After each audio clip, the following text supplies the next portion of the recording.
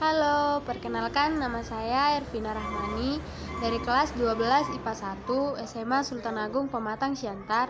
Di sini saya akan mempresentasikan mengenai syarat pendirian usaha sebagai tugas prakarya dari Ser Sudung Simatupang SEMM.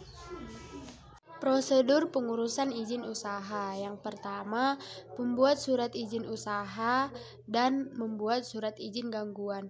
Apa itu surat izin tempat usaha? Surat izin tempat usaha adalah pemberian izin tempat usaha kepada seseorang atau badan usaha yang tidak menimbulkan gangguan atau kerusakan lingkungan di lokasi tertentu.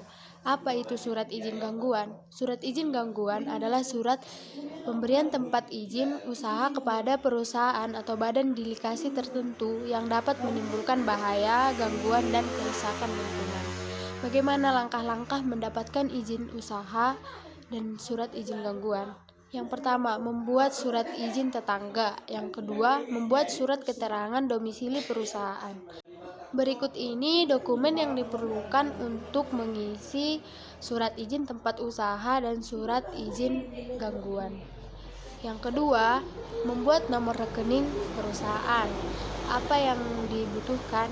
Yang pertama, membuat nomor rekening atas nama perusahaan. Yang kedua, melakukan setoran modal. Yang ketiga, menyerahkan bukti laporan. Yang ketiga, membuat logo dan merek perusahaan.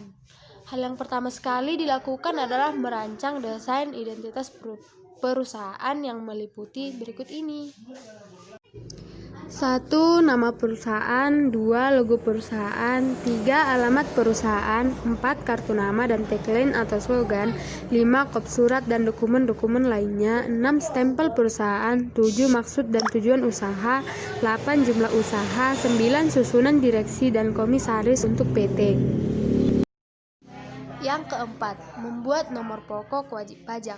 Hal ini sudah merupakan kewajiban bagi wajib pajak untuk membuat NPWP. Apabila omset penjualan tinggi dan terus meningkat, diwajibkan mendaftarkan perusahaan sebagai pengusaha kena pajak atau PKP dan akan diberikan NPPKP. Yang kelima, membuat akta pendirian usaha. Hal ini bertujuan untuk menghindari terjadinya perselisihan, memberikan penjelasan status pemilikan perusahaan, mencantumkan nilai saham atau persentase kepemilikan, mengetahui besarnya modal. Yang keenam, membuat surat izin usaha perdagangan atau SIUP. Surat izin usaha perdagangan adalah surat izin yang dapat dilakukan untuk kegiatan usaha perdagangan yang dikeluarkan instansi pemerintah melalui Dinas Perindustrian. Apa itu tanda daftar perusahaan? Tanda daftar perusahaan adalah daftar catatan resmi sebagai bukti bahwa perusahaan atau badan usaha telah melakukan wajib daftar perusahaan sesuai dengan Undang-Undang Nomor 3 Tahun 1982 tentang wajib daftar. Yang kedelapan, membuat AMDAL atau analisis mengenai dampak lingkungan. AMDAL adalah hasil kaji mengenai dampak penting dari kegiatan usaha yang direncanakan terhadap lingkungan hidup, yang digunakan untuk proses pengambilan keputusan mengenai penyelenggaraan kegiatan usaha di Indonesia. Apa itu fungsi AMDAL? Berikut ini kita simak fungsi dari AMDAL. Yang ketujuh, membuat tanda daftar perusahaan. Apa itu tanda daftar perusahaan?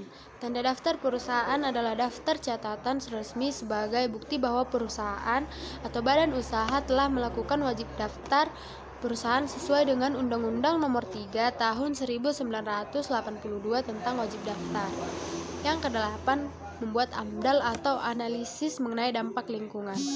AMDAL adalah hasil kaji mengenai dampak penting dari kegiatan usaha yang direncanakan terhadap lingkungan hidup, yang digunakan untuk proses pengambilan keputusan mengenai penyelenggaraan kegiatan usaha di Indonesia. Apa itu fungsi AMDAL?